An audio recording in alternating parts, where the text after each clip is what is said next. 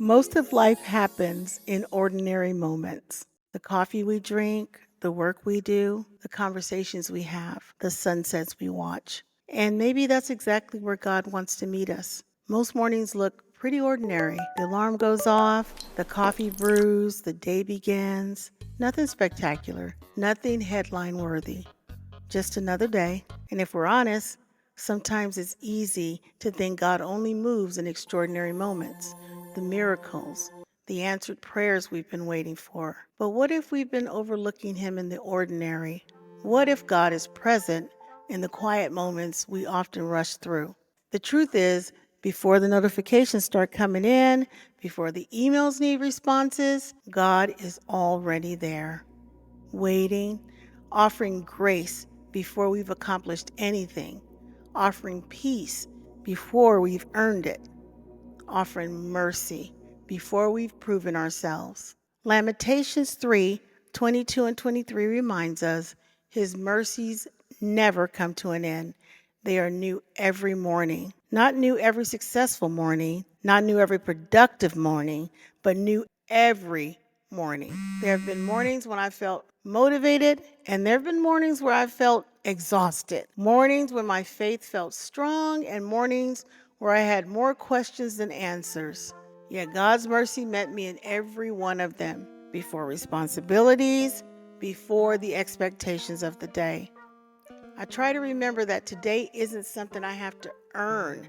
It's a gift from God who loved me before I accomplished a single thing. And maybe that's something we all need to remember a little more often. After the quiet moments come the responsibilities, the deadlines, meetings, conversations, and decisions, the work God has placed in front of us. This is where most of life is lived, not on mountaintops, not in life-changing moments, but in daily obedience of showing up.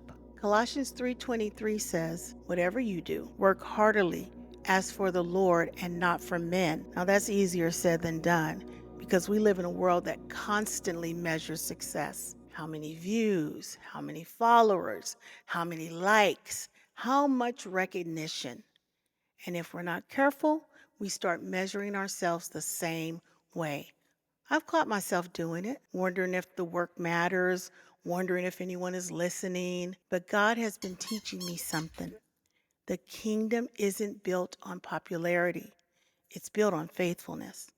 Some seeds grow where everyone can see them, others grow underground for a long time before they ever break through to the surface. Our responsibility isn't to control the outcome, our responsibility is obedience.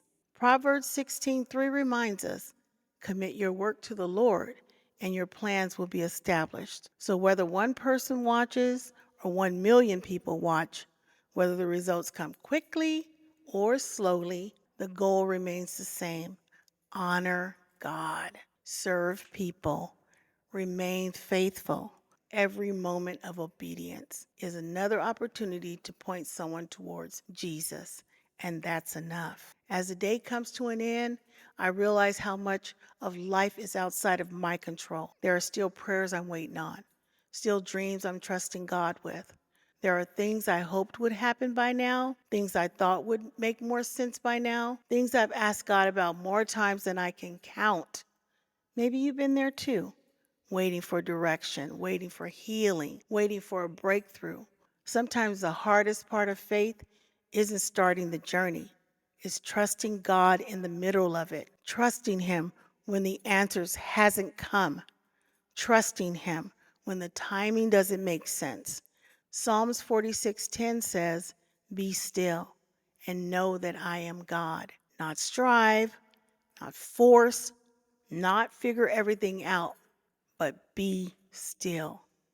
The earth keeps spinning, God remains faithful, and His sovereignty doesn't depend on my ability to hold everything together. Matthew 6:34 reminds us, "Do not worry about tomorrow, for tomorrow will worry about itself." The truth is, tomorrow has always belonged to God, and it always will.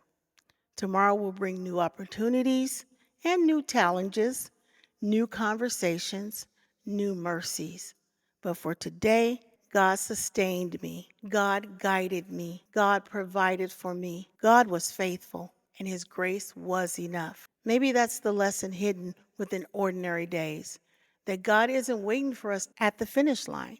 He's walking with us through every step of the journey, in the quiet mornings, in the busy afternoons, in the peaceful evenings, in every ordinary moment. And when we learn to see Him there, we discover that maybe those ordinary moments were never ordinary at all.